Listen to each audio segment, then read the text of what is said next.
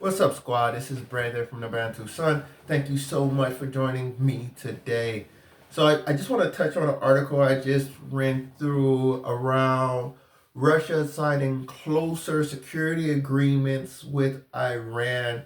And as you know, I think Iran does a great disservice to itself. I don't think it's a country in the world that there's a bigger gap to what it is as opposed to what it could be.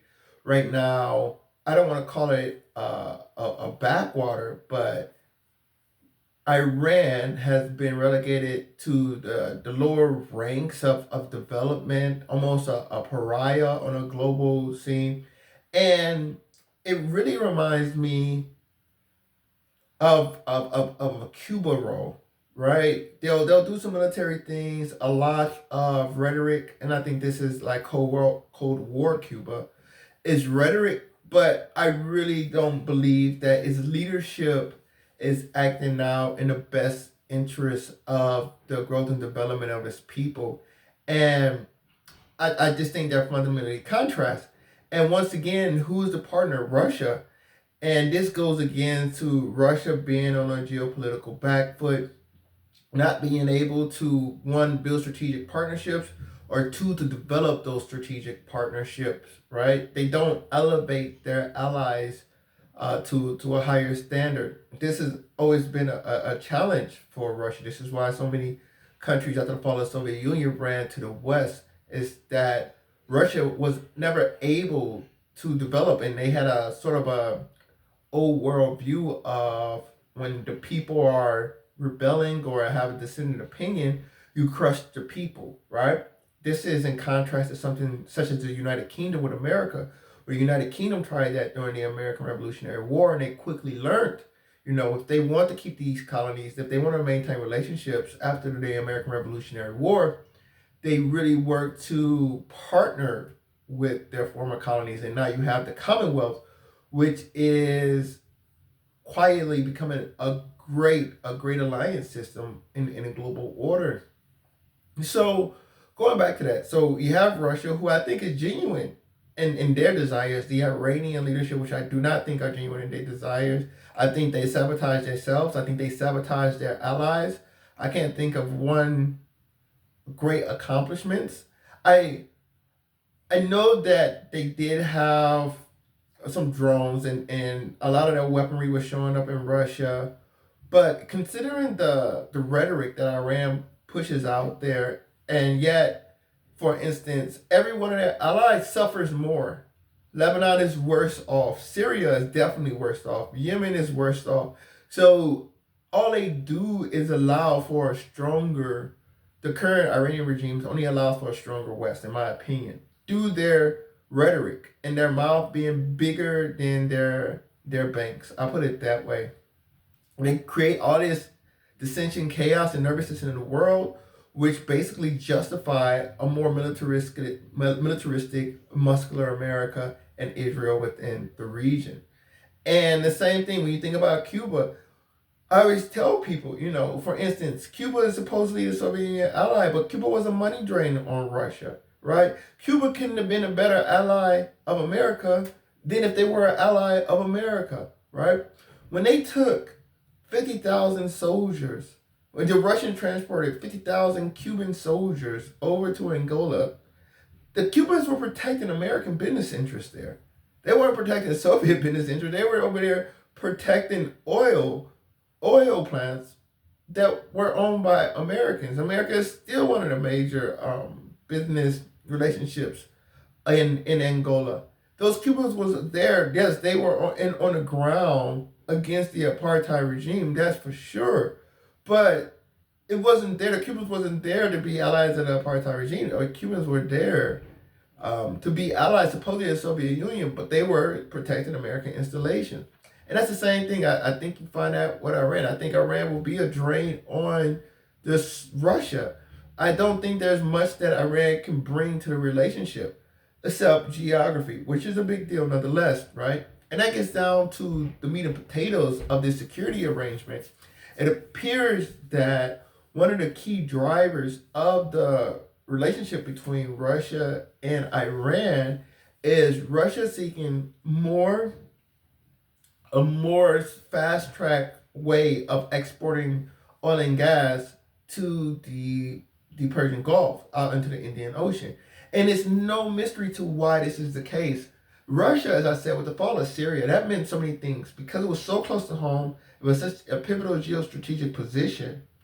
Uh, to lose Syria, it, it lost any projection of power, I believe, for Russia because they have no way out.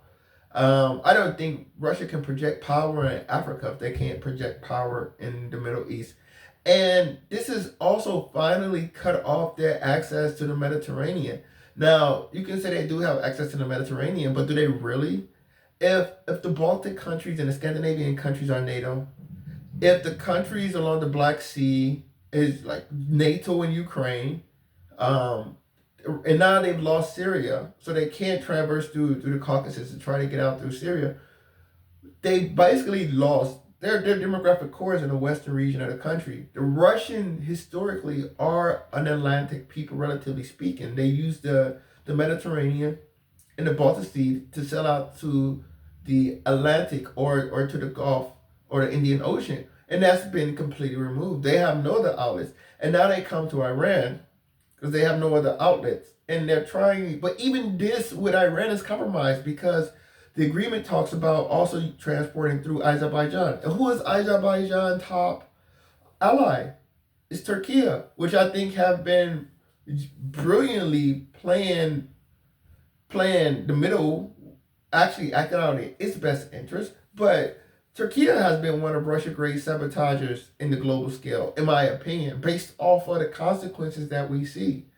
Whether that's in Libya, Syria, Azerbaijan, Nagorno Karabakh region with Armenia, you constantly see that Turkey actually is successfully going against Russian interests.